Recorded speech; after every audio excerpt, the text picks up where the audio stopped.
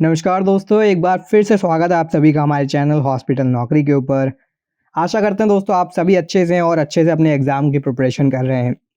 दोस्तों जैसा कि आप जानते हैं हम लगातार आपके लिए वीडियोज़ लेकर आ रहे हैं सेट एग्ज़ाम की प्रिपरेशन के लिए, जो कि आप पसंद भी कर रहे हैं और कमेंट सेक्शन में दोस्तों कमेंट करके हमें बता भी रहे हैं जो भी आपकी क्वेरीज़ हैं, जो आपको लग रहा है दोस्तों वीडियोज़ को देखकर।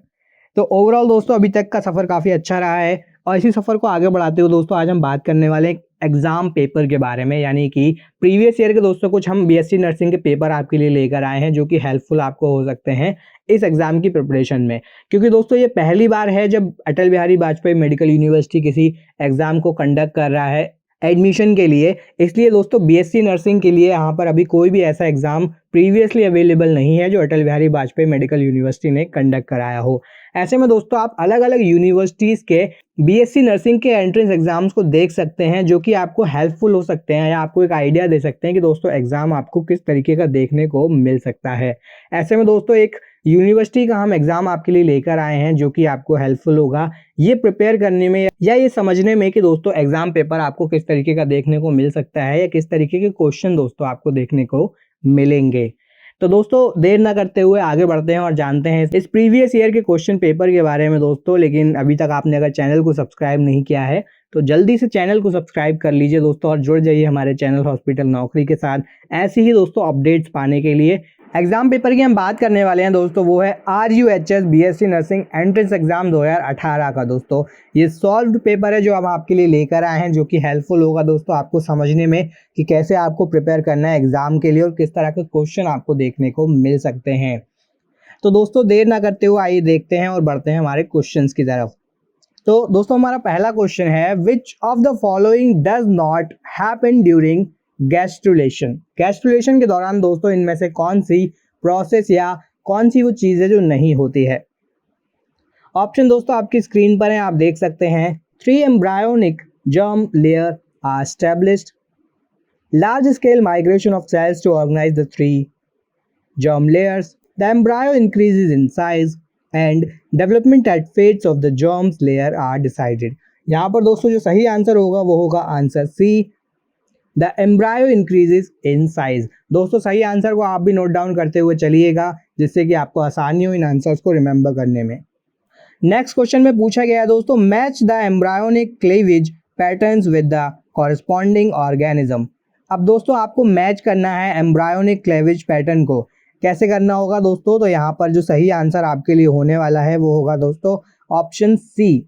ठीक है, ऑप्शन सी किस तरह से होने वाला है दोस्तों, तो यहाँ पर आइसोलेसिटल को दोस्तों आपको मिलाना है ह्यूमन से, मेसोलेसिथल को आपको मिलाना है दोस्तों फ्रॉग से, टेलोलेसिथल को दोस्तों आपको मिलाना है चिक से और दोस्तों सेंट्रोलेसिथल को आपको मिलाना है ड्रोसोफिला से। तो दोस्तों जो सही आंसर होगा वो होगा आंसर सी। नेक्स्ट क्वेश्चन में दोस्तों आपसे पूछा गया है, which of the following are correct about plant. इनमें से कौन सा दोस्तों जो स्टेटमेंट है वो प्लांट के बारे में सही है।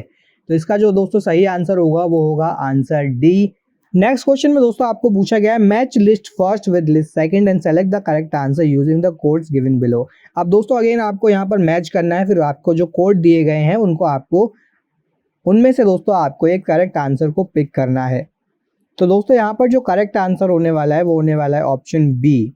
बी में क्या बताया दोस्तों आपको, बी में बताया गया है आपको ट्रिपल फ्यूजन जो होता है दोस्तों वो होता है आपका fusion of polars and male gametes. Pollination दोस्तों आपका होता है transfer of pollen grains to stigma. वहीं पार्थेनोकार्पी दोस्तों आपका होता है सीडलेस डेवलपमेंट ऑफ फ्रूट और दोस्तों सिनगैमी दोस्तों आपका होता है fusion of male and female gametes. तो यहाँ पर दोस्तों जो सही आंसर होगा वो होगा आपका ऑप्शन बी। नेक्स्ट क्वेश्चन में दोस्तों आपको पूछा गया है, विच ऑफ द फॉलोइंग और फंक्शंस ऑफ सर्टोली सेल्स। इनमें से कौन से दोस्तों सर्टोली सेल्स के फंक्शन होते हैं। तो यहाँ पर दोस्तों जो सही आंसर होगा वो होगा answer D, mediation of the effect of testosterone and FSH। Next question में दोस्तों पूछा गया है आपको, which part of a flower is often scented to attract insect and animal. इनमें से कौन सा पार्ट दोस्तों अक्सर अट्रैक्ट करता है इंसेक्ट और एनिमल को। तो यहाँ पर जो सही आंसर होगा दोस्तों वो होगा आंसर सी। नेक्स्ट क्वेश्चन में पूछा गया दोस्तों, development of embryo from gametophyte without the intervention of the gamete is known as. तो यहाँ पर जो सही आंसर होगा दोस्तों वो होगा option A, apospory. Intensely lactating mothers generally do not conceive due to the अब दोस्तों जो मदर होती हैं जो फीडिंग करती हैं वो अक्सर मदर नहीं बन पाती हैं, ऐसा क्यों होता है? तो यहाँ पर दोस्तों जो सही आंसर होगा वो होगा option B, hyper secretion of gonadotropins. ठीक है, जो सीक्रीशन होता है दोस्तों वो बहुत ज़्यादा होता है गोनेडोट्रोपिन्स का, जिसके चलते वो दोस्तों कंसीव नहीं कर पाती हैं। नेक्स्ट क्वेश्चन में पूछा गया दोस्तों, crossing over in diploid organism is responsible for. Diploid organism जो होता है दोस्तों वो किस चीज़ के लिए रिस्पॉन्सिबल होता है? तो दोस्तों वो रिस्पॉन्सिबल होता है segregation of alleles. Next question में पूछा गया दोस्तों, independent assortment of genes occur at, यानी कि दोस्तों इंडिपेंडेंट असॉर्टमेंट जो होता है जीन्स का वो कहाँ पर होता है? तो दोस्तों वो होता है आपका metaphase I of meiosis.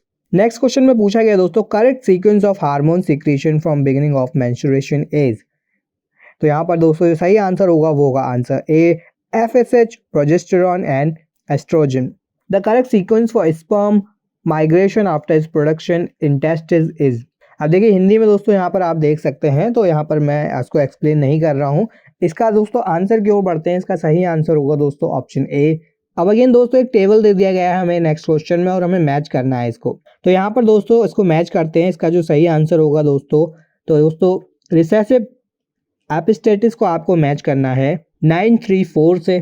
Dominant एपिस्टेटिस को दोस्तों आपको मैच करना है 1231 से। डुप्लीकेट रिसेसिव एपिस्टेटिस को दोस्तों आपको मैच करना है 97 से। और डोमिनेंट एंड रिसेसिव एपिस्टेटिस को दोस्तों आपको मैच करना है 133 से। तो दोस्तों जो सही आंसर होगा वो होगा आपका ऑप्शन बी। तो बी जो है दोस्तों इसका सही आंसर होगा। नेक्स्ट क्वेश्चन में पूछा गया दोस्तों, choose the correct statement regarding the ZIFT procedure. तो यहाँ पर दोस्तों जो करेक्ट स्टेटमेंट होगा वो होगा option C, zygote is collected from female donor and transfer to the uterus. Next question में पूछा गया है दोस्तों, human genetics map construct physical map of number of human chromosomes. तो यहाँ पर जो सही आंसर होगा दोस्तों वो होगा आंसर सी या 24। वहीं नेक्स्ट क्वेश्चन में है दोस्तों, the type of chromosomal aberration which does not change the number of genes is. तो दोस्तों इस क्वेश्चन का भी सही आंसर होगा option C, inversion. Next question में दोस्तों पूछा गया है, each individual has a unique DNA fingerprint as individuals differ in. तो दोस्तों इसका जो सही आंसर होगा वो होगा option D, all of these. Next question है दोस्तों, which of the following periods represent the appearance of first vertebrates in Palaeozoic era. तो दोस्तों इस क्वेश्चन का सही आंसर होगा ऑप्शन बी। नेक्स्ट क्वेश्चन में दोस्तों पूछा गया है, in the context of the evolution of man which of the following left evidence of drawings on the walls of caves. तो दोस्तों इसका सही आंसर होगा option C, Cro Magnon man. Next question है दोस्तों, which of the following is not present in DNA polymerase first. इनमें से कौन सा दोस्तों DNA के पॉलीमरेज फर्स्ट में नहीं पाया जाता है? तो यहाँ पर दोस्तों जो सही आंसर होगा वो होगा option B, 3 to 5 exonuclease activity. Match करना है लिस्ट फर्स्ट को लिस्ट सेकंड से। तो दोस्तों यहाँ पर किस तरह से हमें करना है, तो इस तरह दोस्तों हम देखते हैं इसको। पी को दोस्तों आपको मैच करना है आई से, यानी कि दोस्तों एलोपेट्रिक स्पीसीज को आपको मैच करना है species inhabiting the same geographical area. Q को दोस्तों आपको मैच करना है सेकंड से, अगेन सामने दोस्तों आपको मैच करना है species inhabiting different geographical area. R को दोस्तों आपको मैच करना है सिंपैट्रिक स्पीसीज, यानी कि आप सेम अगेन दोस्तों सामने आपको मैच कर देना है species which are morphologically identical but reproductively isolated. वहीं सेम दोस्तों लास्ट को भी आपको मैच कर देना है फोर्थ सेक्शन से। पैरापैट्रिक स्पीसीज को दोस्तों मैच कर देना है आपको species occupying separate areas that share a common boundary. तो इसका दोस्तों जो सही आंसर होगा वो होगा आंसर सी। नेक्स्ट क्वेश्चन में दोस्तों पूछा गया है, synthesis of mRNA on DNA template is. तो यानी mRNA का दोस्तों DNA टेम्पलेट पर क्या सिंथेसिस होता है? तो इसका दोस्तों जो सही आंसर होगा वो होगा option A, unidirectional. Lysosomes present in perspiration, saliva and tears destroy. अब दोस्तों जो लाइसोसोम्स प्रेजेंट होते हैं पर्सिपिरेशन, सलाइवा और टीयर में दोस्तों वो किस चीज़ को डिस्ट्रॉय करते हैं, किस चीज़ को ख़त्म करते हैं? तो दोस्तों वो ख़त्म करते हैं सर्टेन टाइप्स ऑफ बैक्टीरिया को। नेक्स्ट क्वेश्चन में पूछा गया है दोस्तों, which of the following is believe to be a key cause of immortalization of cancer cells in many tumours. इनमें से कौन सा दोस्तों की कॉज माना जाता है of immortalization of cancer sales, जो कि दोस्तों ट्यूमर के केसेस में हमें देखने को मिलते हैं? तो यहाँ पर दोस्तों जो सही आंसर होगा वो होगा रिएक्टिवेशन ऑफ टेलोमेरेज एंजाइम, यानी कि जब टेलोमेरेज एंजाइम दोस्तों रिएक्टिवेट होने लगता है तो वहाँ पर वो की कॉज के तौर पर देखा जाता है of immortalization of cancer cells. The concept of vaccination was first developed by, पहली बार दोस्तों वैक्सीनेशन का कॉन्सेप्ट किसने डेवलप किया था? यहाँ पर जो सही आंसर होगा दोस्तों वो होगा option B, Edward Jenner. Edward Jenner जो थे दोस्तों वो पहली बार वैक्सीनेशन के कॉन्सेप्ट को लेकर आए थे। नेक्स्ट क्वेश्चन में पूछा गया दोस्तों, HIV belongs to which of the following families of virus? HIV दोस्तों इनमें से किस फैमिली से बिलोंग करता है या किस वायरस की फैमिली से बिलोंग करता है? तो दोस्तों इसका ऑप्शन होगा option B, lenti virus. Next question में पूछा गया दोस्तों, pure line breed refers to, यानी कि प्योर लाइन ब्रीड का दोस्तों क्या मतलब होता है, किस ओर इशारा करती है? तो इसका आंसर होगा दोस्तों अब। नेक्स्ट क्वेश्चन में पूछा गया दोस्तों, Azolla is used as bio fertilizer as it has. तो इसका दोस्तों सही आंसर होगा option B, cyanobacteria. Next question में पूछा गया दोस्तों, which of the following statements are true regarding botulinum toxin, यानी कि दोस्तों इनमें से कौन सा स्टेटमेंट सही है दोस्तों बॉट्यूलिनम टॉक्सिन के बारे में? तो दोस्तों जो सही स्टेटमेंट होगा वो होगा option D, all of these, यानी कि दोस्तों सारे स्टेटमेंट यहाँ पर सही हैं। नेक्स्ट क्वेश्चन में पूछा गया दोस्तों, restriction endonuclease from two different organism that recognize the same DNA sequence of cleavages are called। तो दोस्तों यहाँ पर जो सही आंसर होगा वो होगा आइसोसिजोमर, यानी कि option A. A genetically engineered microorganism used successfully in bioremediation of oil spills is a species of। तो दोस्तों इस क्वेश्चन का सही आंसर होगा सिडोमोनास। नेक्स्ट क्वेश्चन में पूछा गया दोस्तों, the term ecological equivalent describe. दोस्तों जो टर्म है इकोलॉजिकल इक्विवेलेंट वो किस चीज को डिस्क्राइब करता है? तो दोस्तों वो डिस्क्राइब करता है species that occupy the same niche geographical regions। तो ऑप्शन बी दोस्तों यहाँ पर सही आंसर होगा। नेक्स्ट क्वेश्चन में पूछा गया दोस्तों, which of the following is correct option for the food web. इनमें से कौन सा दोस्तों फूड वेब के लिए सही ऑप्शन है? तो दोस्तों जो सही ऑप्शन होगा वो होगा option B, it shows how feeding relationship are interlinked. Next question में पूछा गया दोस्तों, Dachigam national park is located in. Dachigam national park दोस्तों कहाँ पर स्थित है? तो दोस्तों वो स्थित है जम्मू एंड कश्मीर में, यानी ऑप्शन सी दोस्तों यहाँ पर सही आंसर होगा। तो दोस्तों हमारा नेक्स्ट क्वेश्चन है, 4 points charges QA is equals to 2 coulomb, QB is equals to 5 mu, QC is equals to 2 coulomb and Q4 is equals to 5 coulomb are located at the corners of square ABCD of side 10 centimeter. The force on a charge of 1 coulomb placed at the center of the square। यानी 10 centimetre भुजा वाले वर्ग ABCD के 4 कोनों पर बिंदु आवेश QA is equals to 2 mu coulomb, QB is equals to 5 QB is equals to 5 mu coulomb, QC is equals to 2 mu coulomb and QD is equals to 5 mu coulomb स्थित हैं। वर्ग के मध्य उपस्थित 1 म्यू कूलम आवेश पर लगने वाला बल कितना होगा? Option A 3.6 newton, option B 7.2 newton, option C 9.0 newton and option D 0। तो जो इसका सही आंसर होगा वो होगा ऑप्शन डी यानी 0। नेक्स्ट क्वेश्चन देख लेते हैं, 2 isolated metal spheres A and B have radii R and 2R respectively and same charge Q, the charge density U just outside the surface of the sphere follows। Means धातु के 2 असंयुक्त गोलों की त्रिज्या क्रमशः R and 2R है, उन पर समान आवेश Q लगाया गया है। गोलों की सतह के तुरंत बाहर ऊर्जा का घनत्व कितना होगा? अब यहाँ पर आपको ये बताना है कि यहाँ पर जो एनर्जी की डेंसिटी है वो कितनी कितनी होगी। UA smaller than UB, option B है UA greater than UB, option C है UA is equals to UB and option D है UA is equals to UB is equals to 0। तो इसका जो सही आंसर होगा वो होगा ऑप्शन बी यानी UA ग्रेटर देन UB। हमारा नेक्स्ट क्वेश्चन है, 4 capacitors are connected as shown in figure.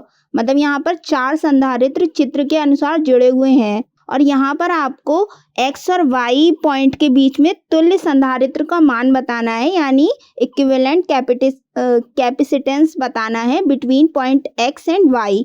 तो यहाँ ऑप्शंस देख लेते हैं। ऑप्शन ए है 4.8 म्यू, ऑप्शन बी है 5.0 म्यू, ऑप्शन सी है 10.0 म्यू एंड ऑप्शन डी है 20 म्यू। तो इसका जो सही आंसर होगा वो होगा ऑप्शन बी। नेक्स्ट क्वेश्चन देख लेते हैं। The output y in the following circuit when all the three inputs a, b and c are first 0 and then 1 is. अब यहाँ पर आपको एक गेट दिया गया है और वहाँ पर आपको ये बताया गया है कि a पॉइंट, b पॉइंट और c पॉइंट पे हम इनपुट लगाते हैं और पहले वो 0 होता है और उसके बाद हम उसे 1 कर देते हैं। तो यहाँ पर आपको आउटपुट बताना है, यानी y हमें बताना है। तो इसके ऑप्शंस देख लेते हैं। ऑप्शन ए है 1,1, ऑप्शन बी है 0,1, ऑप्शन सी है 0,0 एंड ऑप्शन डी है 1,0। तो इसका जो करेक्ट आंसर होगा वो होगा ऑप्शन डी।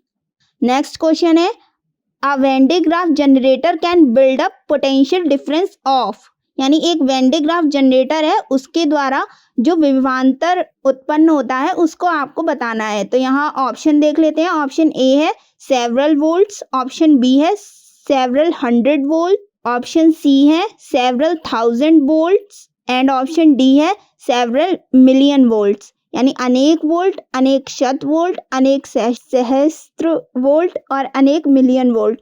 तो जिसका सही आंसर होगा वो होगा ऑप्शन डी, यानी several million volts. A point charge 96 coulomb is the distance of 5 centimeter directly above the center of a square of side 10 centimeter. The magnitude of the electric flux through the given square is, यानी यहाँ आपको एक मतलब 10 centimetre भुजा वाले वर्ग के मध्य बिंदु से 5 सेंटीमीटर ऊपर एक 96 म्यू कूलम का एक बिंदु आवेश स्थित है। वर्ग से होकर जाने वाला विद्युत फ्लक्स आपको बताना है और यहाँ पर हमें एक वैल्यू दी हुई है, एप्सिलॉन 0 इक्वल्स टू 8 इंटू 10 की power -12 coulomb square upon newton metre square. अब इसके ऑप्शंस देख लेते हैं। ऑप्शन ए है 2 इंटू 10 की power 6 newton metre square coulomb -1, option B है 13 इंटू 10 की power 6 newton metre square coulomb -1, option C है 96 इंटू 10 की power 6 newton metre square coulomb -1 and option D है 8 इंटू 10 की power 6 newton metre square coulomb -1। तो जिसका सही आंसर होगा वो होगा ऑप्शन ए, यानी 2 इंटू 10 की power 6 newton metre square coulomb -1। हमारा नेक्स्ट क्वेश्चन है, the unit of permittivity of free space is, यानी निर्वात की विद्युतशीलता की इकाई क्या है। ऑप्शन देख लेते हैं। ऑप्शन ए है coulomb upon newton metre, option B है newton metre square coulomb square, option C है coulomb square upon newton metre square and option D है coulomb square upon newton square metre square. तो इसका जो सही answer होगा वो होगा ऑप्शन सी, यानी coulomb square upon newton metre square. Next question देख लेते हैं। The VI graph for 2 ohmic conductors are as shown in the figure. The ratio of resistance of conductor 1 and conductor 2 is, यानी यहाँ आपको 2 ओमीय चालक के V graph दे रखे हैं। यहाँ पर आपको 2 ओमीय चालकों के ग्राफ डायग्राम दे रखे हैं और इसमें आप फर्स्ट और सेकंड के प्रतिरोधों का अनुपात दे रखा है। यहाँ पर आपको एक ग्राफ दे रखा है और यहाँ से आपको प्रतिरोधों का अनुपात बताना है। ऑप्शन ए है cot theta cot square theta, option B है cot theta tan square theta, option C है tan theta tan square theta and option D है tan theta cot square theta. तो जिसका सही आंसर होगा वो होगा ऑप्शन बी, यानी cot theta tan square theta. A carbon resistor is marked in color bands of red, black, orange or silver. The resistance and tolerance value of the resistor are, एक carbon प्रतिरोध पर लाल, काला, orange और चांदी रंग की पट्टियां हैं। प्रतिरोध और टॉलरेंस क्या होगा इसका। अब यहाँ ऑप्शंस देख लेते हैं।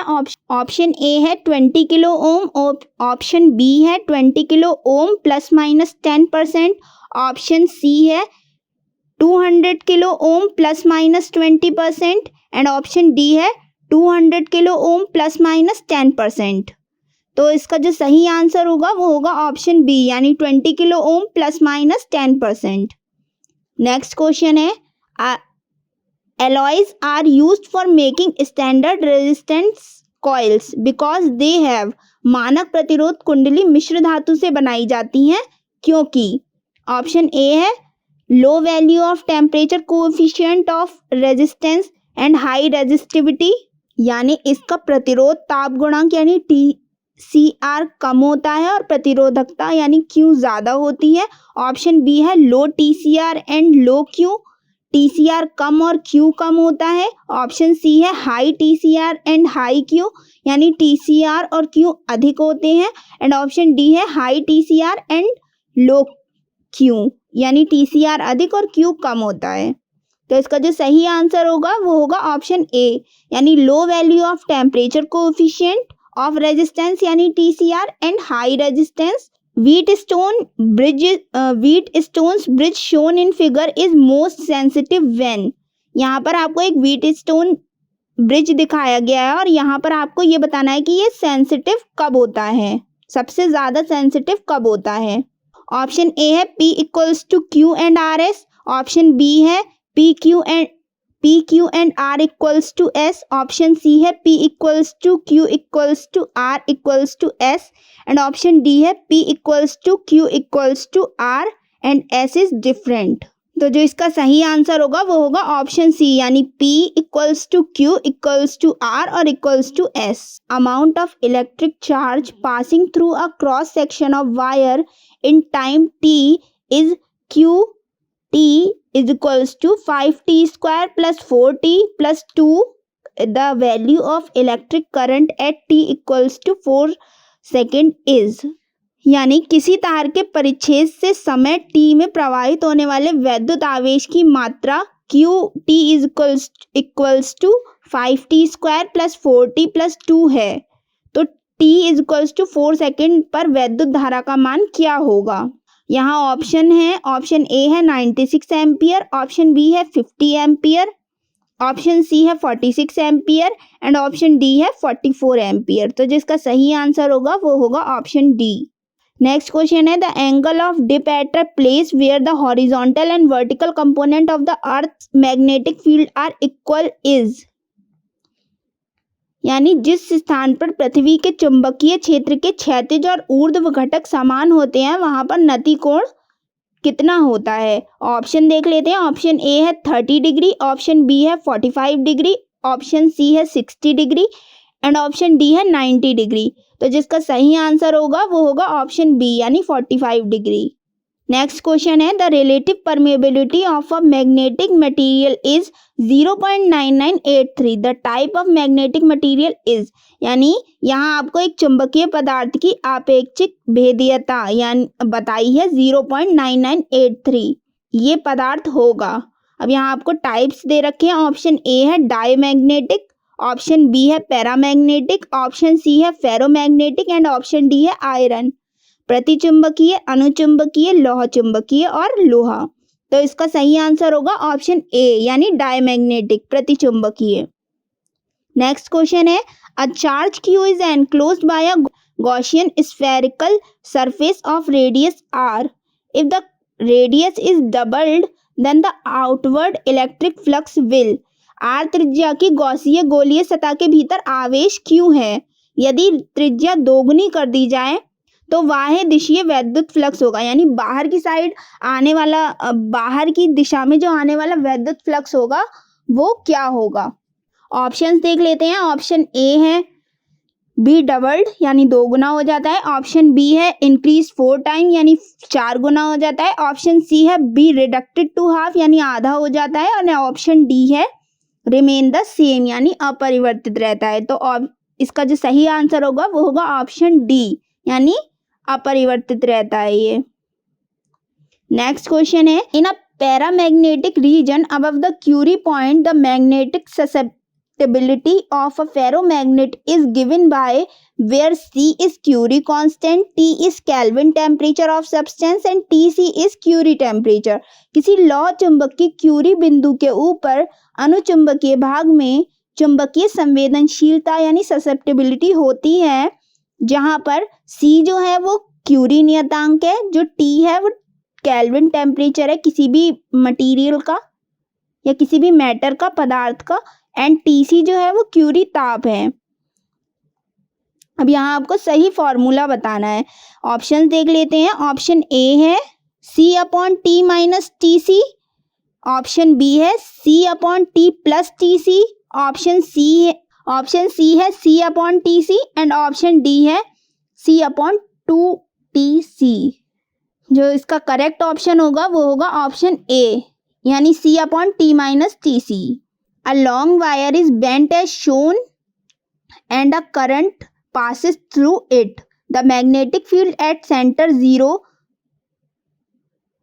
due to circular part of the wire is where mu 0 is the permeability of the free space। एक लंबे तार को चित्र के भांति यहाँ पर एक आपको डायग्राम दिया हुआ है और एक लंबे तार को उसी तरीके से मोड़ा गया है और उसमें I धारा बह रही है। तार के वृत्तीय भाग के कारण केंद्र O पर चुंबकीय क्षेत्र है, यानी यहाँ आपको चुंबकीय क्षेत्र बताना है और यहाँ पर आपको बताया गया है कि जो म्यू 0 है वो निर्वात की पारगम्यता या परमिएबिलिटी है। ऑप्शन देख लेते हैं। ऑप्शन ए है mu 0 I upon 2A, option B है mu 0 I upon A, option C है 2 mu A and option D है म्यू 0 I अपॉन 2 पाई। तो जिसका सही आंसर होगा वो होगा ऑप्शन ए, यानी mu 0 I upon 2A। Next question है the line integral of the magnetic field around any closed path is equal to permeability 0 times the net current I dash this is. तो जो इसका सही answer होगा वो होगा option C, यानी ampere परिपथीय नियम। नेक्स्ट क्वेश्चन है a moving electron enters an uniform magnetic field perpendicularly inside the magnetic field the electron travels along। एक गतिमान इलेक्ट्रॉन एक समान चुंबकीय क्षेत्र में लंबवत प्रवेश करता है, तो चुंबकीय क्षेत्र के भीतर इलेक्ट्रॉनों का जो परिपथ होगा वो कैसा होगा? तो जो इसका सही आंसर होगा वो होगा ऑप्शन सी, यानी एक सर्कल, यानी जो उसका पथ होगा वो होगा वृत्तीय या सर्कल में होगा। नेक्स्ट क्वेश्चन है a magnetic field strength at a point due to a long straight conductor. किसी लंबे सीधे चालक के कारण किसी बिंदु पर चुंबकीय क्षेत्र की तीव्रता। अब यहाँ पर आपको बतानी है तीव्रता क्या होती है या क्या मतलब उसके बारे में आपको बताना है। यहाँ पर ऑप्शन ए है obeys the inverse square law, यानी व्युत्क्रम वर्ग नियम का पालन करती है। ऑप्शन बी है varies inversely as the distance from conductor, चालक से दूरी के व्युत्क्रम के अनुसार परिवर्तित होती है। ऑप्शन सी है varies inversely as the cube of the distance from the conductor, यानी चालक से दूरी के तृतीय घात के व्युत्क्रम के अनुसार परिवर्तित होती है। एंड ऑप्शन डी है is directly proportional to the distance from the conductor, चालक से दूरी के अनुक्रमानुपाती होती है। तो इसका जो सही आंसर होगा वो होगा ऑप्शन बी, यानी varies inversely as the distance from conductor. An observer moves past an electron at resistance his instrument measures. विरामावस्था में एक इलेक्ट्रॉन के सामने से एक प्रेक्षक गुजरता है, उसका उपकरण मापेगा। Option A an electric field only, यानी केवल विद्युत क्षेत्र को। Option B a magnetic field only, यानी केवल चुंबकीय क्षेत्र को। Option C both the electric and magnetic field, वैद्युत और चुंबकीय दोनों क्षेत्रों को। एंड ऑप्शन डी है दोनों में से कोई नहीं, any of the two fields depending upon his speed, दोनों में से कोई क्षेत्र जो कि उसकी चाल के मान पर निर्भर करेगा। तो जिसका सही आंसर होगा वो होगा ऑप्शन सी, यानी वैद्युत और चुंबकीय दोनों क्षेत्रों को वो मापेगा। Refractive index of a transparent material is, किसी पारदर्शी पदार्थ का अपवर्तनांक। अब यहाँ आपको अपवर्तनांक के बारे में बताना है। ऑप्शन ए है सेम फॉर ऑल कलर्स, यानी सभी कलर्स के लिए सेम होता है। ऑप्शन बी है मैक्सिमम फॉर वॉयलेट कलर, बैगनी कलर के लिए सबसे ज़्यादा होता है। ऑप्शन सी है मिनिमम फॉर वॉयलेट कलर, बैगनी कलर के लिए सबसे कम होता है। And option D maximum for red colour, red colour के लिए ज़्यादा होता है। तो इसका जो सही आंसर होगा वो होगा option B. For constructive interference to take place between two monochromatic light wave of wave length the path difference should be where n is an integral. तरंगदैर्घ्य लैम्डा की दो प्रकाश तरंगों के मध्य संपोषी व्यतिकरण होने के कारण पथांतर जो होगा वो क्या होगा। ऑप्शन ए है 2n-1 upon lambda, option B है 2n-1 upon lambda, option C है n lambda and option D है 2n+1 अपॉन 2 लैम्डा। तो जिसका सही आंसर होगा वो होगा ऑप्शन सी यानी n लैम्डा। नेक्स्ट क्वेश्चन है a ray of ordinary light is incident on air glass interface at Brewster angle. The angle of refraction in glass is, वायु कांच अंतर सतह इंटरफेस पर एक साधारण प्रकाश बूस्टर कोण पर अपवर्तित होता है, ब्रूस्टर कोण पर आपतित होता है। कांच में अपवर्तन कोण कितना होगा। ऑप्शन ए है 33 डिग्री, ऑप्शन बी है 34 डिग्री, ऑप्शन सी है 35 डिग्री एंड ऑप्शन डी है 36 डिग्री। तो जिसका सही आंसर होगा वो होगा ऑप्शन बी यानी 34 डिग्री। नेक्स्ट क्वेश्चन है de Broglie wavelength of an electron, किसी इलेक्ट्रॉन की डी ब्रोगली तरंगदैर्घ्य। अब यहाँ ऑप्शंस देख लेते हैं। Increases with increase in its movement, यानी उसके संवेग बढ़ाने पर बढ़ती है। ऑप्शन बी है increases with decrease in its momentum, यानी उसका संवेग घटने पर बढ़ती है। ऑप्शन सी है does not depend on its momentum, उसके संवेग पर निर्भर नहीं करती है। और ऑप्शन डी है varies as square of its momentum, यानी उसके संवेग के द्विघात के अनुसार परिवर्तित होती है। तो जिसका सही आंसर होगा वो होगा ऑप्शन बी यानी increase with decrease in its momentum, उसके संवेग घटने पर बढ़ती है। नेक्स्ट क्वेश्चन है the percentage of a given mass of radio active substance left undecayed after 4 half life is, यानी चार अर्ध आयु के पश्चात किसी रेडियो सक्रिय या रेडियो एक्टिव पदार्थ के द्रव्यमान का अविघटित शेष प्रतिशत कितना होगा। ऑप्शन ए है 9.25%, ऑप्शन बी है 6.25%, ऑप्शन सी है 12.25% एंड ऑप्शन डी है 15.25%। तो इसका जो सही आंसर होगा वो होगा ऑप्शन बी यानी 6.25%। नेक्स्ट क्वेश्चन है the nature of light waves is similar to, यानी प्रकाश तरंगों की प्रकृति कैसी होती है। ऑप्शन ए है कैथोड रेज, यानी कैथोड रेज के जैसी होती है। ऑप्शन बी है बीटा रेज, यानी बीटा रेज के जैसी होती है। ऑप्शन सी है गामा रेज, यानी गामा रेज की जैसी होती है एंड ऑप्शन डी है अल्फा रेज, यानी अल्फा रेज की जैसी होती है। तो जिसका सही आंसर होगा वो होगा ऑप्शन सी यानी गामा रेज की जैसी होती है। नेक्स्ट क्वेश्चन है the binding energy of a nitrogen molecule is proportional to, यानी किसी नाइट्रोजन नाभिक की बंधन ऊर्जा किसके अनुक्रमानुपाती होती है। अब यहाँ पर आपको कुछ वैल्यूज दी हुई भी हैं। ऑप्शन ए है 0.11243 के, ऑप्शन बी है 1.11243 के, ऑप्शन सी है 1.12430 के एंड ऑप्शन डी है 2.12430 के। तो जिसका सही आंसर होगा वो होगा ऑप्शन ए। अब आपको इसको खुद सॉल्व करना होगा फॉर्मूले से, तभी ये आंसर निकल के आएगा। और इसीलिए आपको यहाँ पर उन्होंने मासेस दे रखे हैं प्रोटॉन के और न्यूट्रॉन के, और उसका टोटल मास भी दिया हुआ है।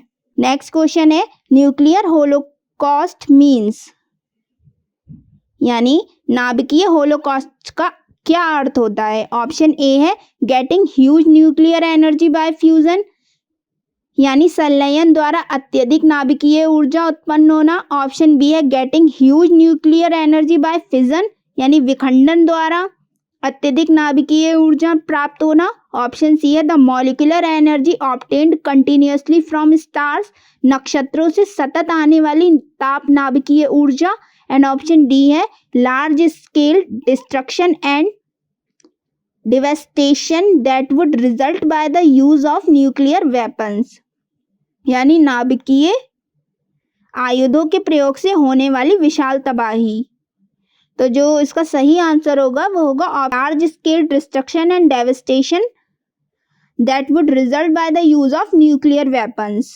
Photovoltaic effect implies, photovoltaic effect का क्या अर्थ होता है? तो जो इसका सही आंसर होगा वो होगा ऑप्शन बी, यानी appearance of the forward voltage across N illuminated PN junction, यानी पीएन जंक्शन के प्रकाशित होने के कारण जो फॉरवर्ड वोल्टेज उत्पन्न होता है उसे हम बोलते हैं, या उस इफेक्ट को हम बोलते हैं फोटोवोल्टाइक इफेक्ट।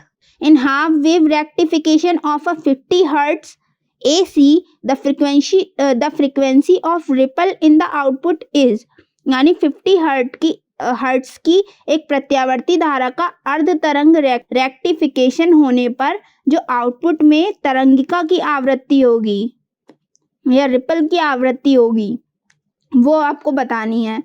ऑप्शंस देख लेते हैं। ऑप्शन ए है 25 हर्ट्ज, ऑप्शन बी है 50 हर्ट्ज, ऑप्शन सी है 100 हर्ट्ज एंड ऑप्शन डी है 200 हर्ट्ज। तो जिसका सही आंसर होगा वो होगा ऑप्शन बी, यानी 50 हर्ट्ज। नेक्स्ट क्वेश्चन है for a transistor amplifier the voltage gain, एक ट्रांजिस्टर प्रवर्धक के लिए वोल्टेज आवर्धन क्या होगा, या वोल्टेज आवर्धन के बारे में आपको बताना है। और सही आंसर होगा वो होगा ऑप्शन सी, यानी is low at low and high frequencies and constant at mid frequencies. Which of the following frequencies will be suitable for beyond the horizontal communication using sky waves? Sky तरंगों का प्रयोग करके क्षितिज के परिसंचार के लिए निम्न में से कौन सी आवृत्तियों का यूज किया जाता है?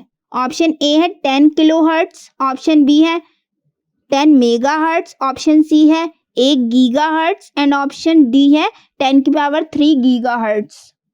तो जिसका सही आंसर होगा वो होगा ऑप्शन बी, यानी 10 मेगाहर्ट्ज।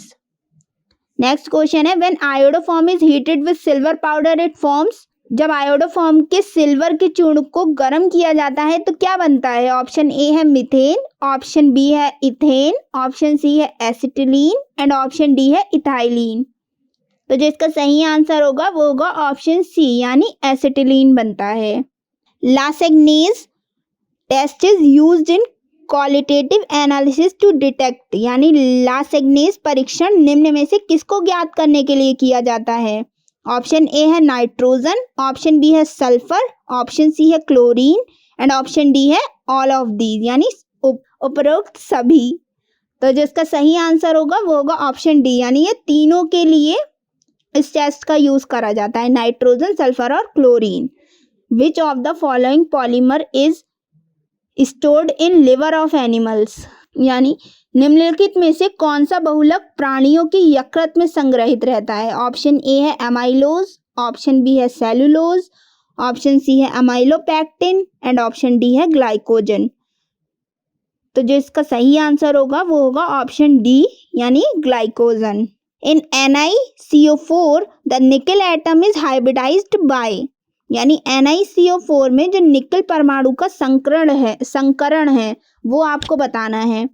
ऑप्शन ए है sp2, ऑप्शन बी है sp3, ऑप्शन सी है dsp2 एंड ऑप्शन डी है sp3d। तो जो इसका सही आंसर होगा वो होगा ऑप्शन बी, यानी sp3। नेक्स्ट क्वेश्चन है which of the following oxidation state is most common among the lanthanoids, lanthanoids में सबसे ज़्यादा पाई जाने वाली ऑक्सीकरण अवस्था कौन सी होती है? ऑप्शन ए है 2, ऑप्शन बी है 3, ऑप्शन सी है 4 एंड ऑप्शन डी है 5। तो जिसका सही आंसर होगा वो होगा ऑप्शन बी, यानी 3। लैंथेनॉइड्स में सबसे ज़्यादा कौन सी ऑक्सीकरण अवस्था पाई जाती है? 3। नेक्स्ट क्वेश्चन है platinum dissolve in aqua regia to form, यानी जो प्लैटिनम होता है वो अम्लराज में घुलने पर क्या बनाता है? ऑप्शन ए है PtCl4 यानी प्लैटिनम क्लोराइड, ऑप्शन बी है H2PtCl6 यानी डाईहाइड्रोप्लैटिनम क्लोराइड। ऑप्शन सी है P10NO3 4 यानी प्लैटिनम टेट्रानाइट्रेट। एंड ऑप्शन डी है PtCl2NO3। तो जिसका सही आंसर होगा वो होगा ऑप्शन बी यानी H2PtCl6। नेक्स्ट क्वेश्चन है the number of sigma and pi bonds present in C2 and H2 respectively are, यानी C2 और H2 में सिग्मा और पाई बॉन्ड्स की संख्या कितनी होती है। ऑप्शन ए है 1,2, ऑप्शन बी है 2,1, ऑप्शन सी है 5,2 एंड ऑप्शन डी है 3,2। तो जिसका सही आंसर होगा वो होगा ऑप्शन डी यानी 3,2। नेक्स्ट क्वेश्चन है टीयर गैस इज यानी आंसू गैस है। ऑप्शन ए है क्लोरीटोन, ऑप्शन बी है इथाइल कार्बोनेट, ऑप्शन सी है क्लोरोपिक्रिन एंड ऑप्शन डी है मिथाइलिन क्लोराइड। तो जिसका सही आंसर होगा वो होगा ऑप्शन सी यानी chloropicrin. Which of the following is an antacid यानी निम्न में से कौन सा प्रति अम्ल है। ऑप्शन ए है MgOH का whole twice, AlOH thrice, option C है MgCO3 एंड ऑप्शन डी है ऑल ऑफ द अबव। तो जो इसका सही आंसर होगा वो होगा ऑप्शन बी यानी उपरोक्त सभी। नेक्स्ट क्वेश्चन है the appearance of colour in solid alkali metal halides is generally due to, यानी जो ठोस एल्कलाइड धातु हैलाइड होते हैं उनमें जो रंगों का प्रदर्शन होता है वो किस वजह से होता है। ऑप्शन ए है फ्रैंकल डिफेक्ट, ऑप्शन बी है इंटेस्टियल पोजीशंस, ऑप्शन सी है F centres and option D है शॉर्ट की डिफेक्ट। तो जिसका सही आंसर होगा वो होगा ऑप्शन सी यानी एफ सेंटर्स। नेक्स्ट क्वेश्चन है how many isomers are possible in COEN twice Cl2, यानी इसमें कितने आइसोमर्स हो सकते हैं। ऑप्शन ए है 2, ऑप्शन बी है 4, ऑप्शन सी है 6 एंड ऑप्शन डी है 1। तो जिसका सही आंसर होगा वो होगा ऑप्शन बी यानी 4। नेक्स्ट क्वेश्चन है फॉस्जीन का अणुसूत्र है यानी molecular formula of phosgene is. Option A PH3, option B POCl3, option C है COCl2 एंड ऑप्शन डी है CO। तो जिसका सही आंसर होगा वो होगा ऑप्शन सी यानी COCl2। नेक्स्ट क्वेश्चन है when cellulose boiled with dilute H2SO4 final product is, यानी जब सेल्यूलोज को डाइल्यूट H2SO4 या सल्फ्यूरिक एसिड के साथ उबाला जाता है तो जिसका एंड प्रोडक्ट या फाइनल प्रोडक्ट होता है वो क्या होता है। ऑप्शन ए है ग्लूकोज, ऑप्शन बी है फ्रक्टोज, ऑप्शन सी है सॉर्बिटोल एंड ऑप्शन डी है ग्लूकोनिक एसिड। तो जिसका सही आंसर होगा वो होगा ऑप्शन ए यानी ग्लूकोज। नेक्स्ट क्वेश्चन है which of the following ions will have maximum μs values, यानी निम्न में से μs का मान किसमें अधिकतम होता है। ऑप्शन ए है Fe2 पॉजिटिव, ऑप्शन बी है Cr3 पॉजिटिव, ऑप्शन सी है Fe3 positive and option D है CO2 पॉजिटिव। तो जिसका सही आंसर होगा वो होगा ऑप्शन सी यानी Fe3 पॉजिटिव। नेक्स्ट क्वेश्चन है acetone is mixed with bleaching powder to give, यानी एसीटोन को जब ब्लीचिंग पाउडर के साथ मिलाया जाता है तो क्या बनता है। ऑप्शन ए है क्लोरोफॉर्म, ऑप्शन बी है एसिटल्डिहाइड, ऑप्शन सी है एथेनॉल एंड ऑप्शन डी है फॉस्जीन। तो जिसका सही आंसर होगा वो होगा ऑप्शन बी यानी क्लोरोफॉर्म। नेक्स्ट क्वेश्चन है globular proteins are present in, यानी ग्लोबुलर प्रोटीन्स कहाँ प्रेजेंट होती हैं। ऑप्शन ए है ब्लड में, ऑप्शन बी है केराटिन में, ऑप्शन सी है बोन्स में एंड ऑप्शन डी है मसल्स में। तो जिसका सही आंसर होगा वो होगा ऑप्शन ए यानी ब्लड में। नेक्स्ट क्वेश्चन है which of the following is used in paints, यानी पेंट में कौन सा निम्न में से किसका उपयोग पेंट में होता है। ऑप्शन ए है terylene, option B nylon, option C glyptal and option D chloroprene. इनमें से किसका प्रयोग पेंट में होता है। ग्लिप्टल यानी ऑप्शन सी, ग्लिप्टल का यूज होता है पेंट्स में, आपको याद रखना है ये। नेक्स्ट क्वेश्चन है 2-एसिटोऑक्सीबेंजोइक एसिड इज कॉल्ड, यानी 2-एसिटॉक्सीबेंजोइक एसिड इज कॉल्ड, यानी 2-एसिटॉक्सीबेंजोइक एसिड क्या कहलाता है। Option A antiseptic, option B aspirin, option C antibiotic and option D mordant dye. तो जिसका सही आंसर होगा वो होगा ऑप्शन बी यानी aspirin.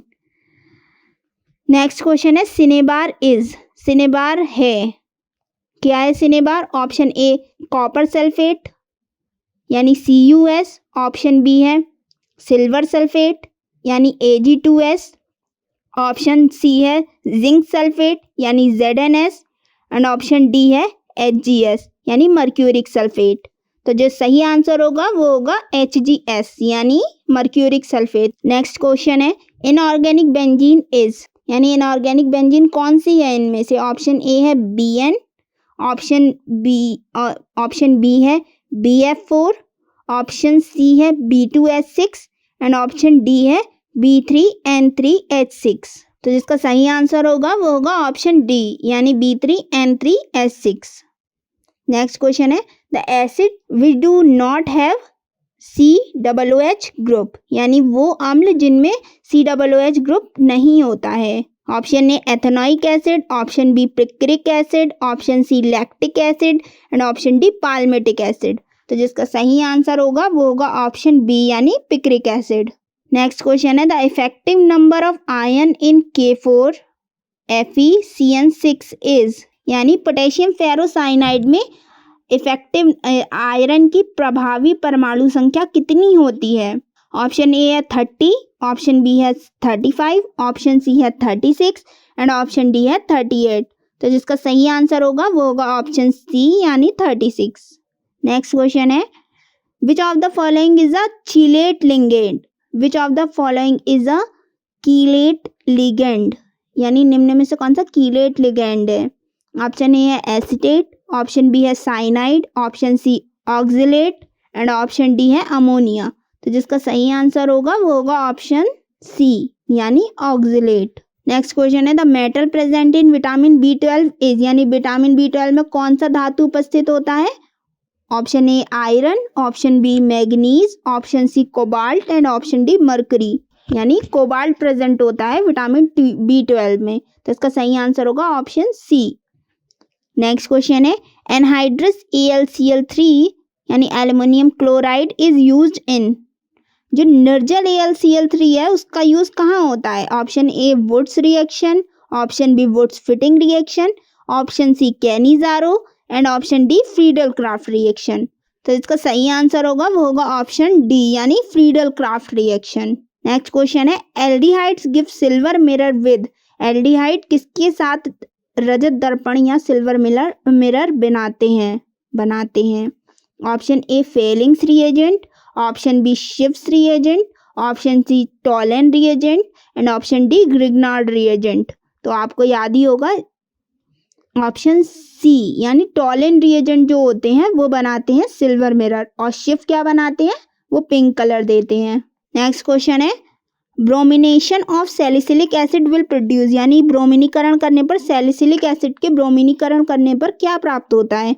Option A 2 bromophenol, option B 3 bromophenol, option C 5 bromosalicylic acid and option D 2,4,6 tri bromophenol. तो जिसका सही आंसर होगा वो होगा ऑप्शन डी यानी 2,4,6 ट्राई ब्रोमोफिनॉल। ये आपको याद ही होगा, उसमें 2 पोजीशन पर, 4 पोजीशन पर और 6 पोजीशन पर ब्रोमीन लगा होता है।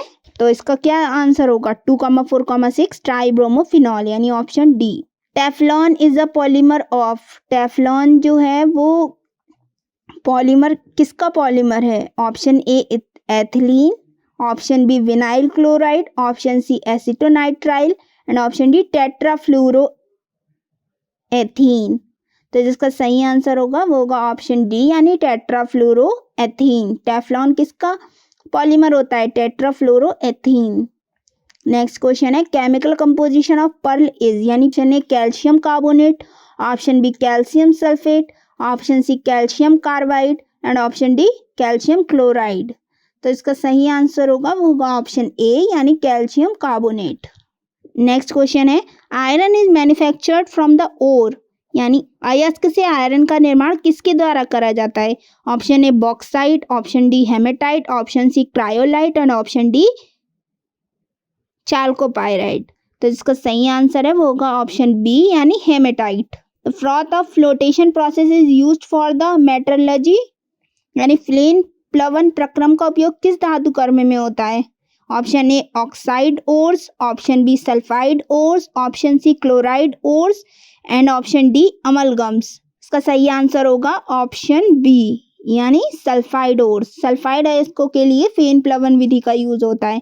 और हमारा लास्ट क्वेश्चन है the oxidation state of iron in its complex FeH2O5NO SO4 is option A 1, option B 2, option C 3 and option D 0। इसका सही आंसर होगा ऑप्शन ए यानी 1। तो फ्रेंड्स ये था हमारा एक वीडियो प्रीवियस ईयर के क्वेश्चन पेपर के ऊपर कि किस टाइप के क्वेश्चंस आपके सेट एग्जामिनेशन में आ सकते हैं।